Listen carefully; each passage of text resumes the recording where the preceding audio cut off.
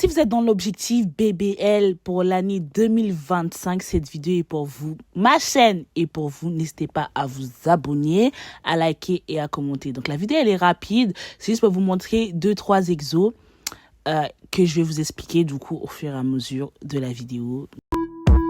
À chacun là on compte yeah. Show them. Hello les gars, it's your girl K to the A to the R R Y Kari. Et aujourd'hui je suis avec ma familia. De base, cette vidéo, c'était une vidéo pour vous montrer comment perdre du poids à la salle en prenant ma cousine en exemple et vous montrer les exercices à faire à la salle pour perdre du poids. Mais finalement, elle est tombée et après c'est parti en cours et on s'est dit bon, nique sa mère pour la vidéo. Je vais juste vous montrer quelques 3-4 exos que je fais à la salle pour prendre des fesses. Mon objectif, c'est objectif BBL pour l'année 2025.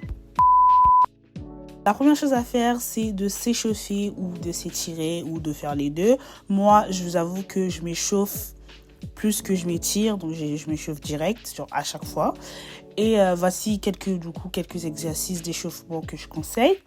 Ensuite, je fais 4 exos à la salle obligatoirement pour les fesses, les jours où je travaille les fesses. Voici les exos que je juge simples pour un débutant et très efficaces pour les fessiers. Donc c'est le RDL, Distance RDL, Hip Thrust, Step Up et Leg Press. Donc pour faire un bon RDL, vous écartez vos jambes juste un petit peu. Vous allez descendre de sorte à ce que vos fesses soient étirées mais sans plier les genoux. Donc vous allez descendre juste en dessous de vos genoux. En général, c'est juste en dessous de vos genoux sans plier les genoux.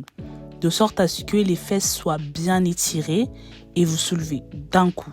En ce qui concerne le poids, essayez de prendre un truc que vous arrivez à soulever et au fur et à mesure augmenter.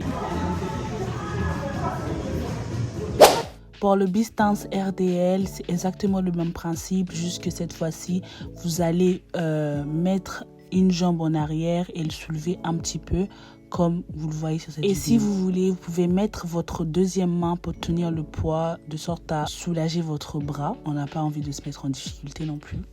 Le problème avec le hip thrust est principalement l'installation. Donc, quand vous êtes débutant, vous avez peut-être la flemme, c'est chiant, etc. Donc, ça, c'est une manière de faire le hip thrust très, très simple et facile. Vous demandez juste à quelqu'un de vous porter le poids, de mettre le poids sur vous, ou sinon, vous le mettez vous-même si c'est un poids pas très lourd. Genre là, j'ai du 50, donc je peux pas le porter sur moi dans cette position, donc j'ai demandé à quelqu'un de m'aider. Et c'est très facile, c'est très rapide, ça prend pas 50 000 ans. C'est parfait pour un débutant.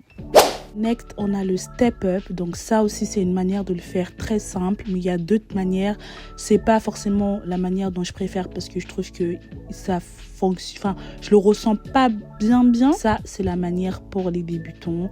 Donc si vous êtes débutant, je vous conseille de faire ça comme ça. Ce sera plus facile et plus chill pour vous. Et on termine avec un leg press. C'est très efficace et très simple à utiliser. Vous cherchez juste à mettre vos pieds soit au milieu, soit un petit peu en haut, de sorte à ce que vos fessiers soient bien étirés quand vous faites le mouvement. Et pour avoir la forme parfaite, essayez de toucher vos seins avec vos genoux. Donc voilà, c'est tout pour la vidéo. N'hésitez pas à commenter, liker et à partager la vidéo. Cette année, on veut avoir notre BBL en fait. Donc period. N'hésitez pas à me poser des questions en commentaire si jamais vous n'avez pas compris quelque chose.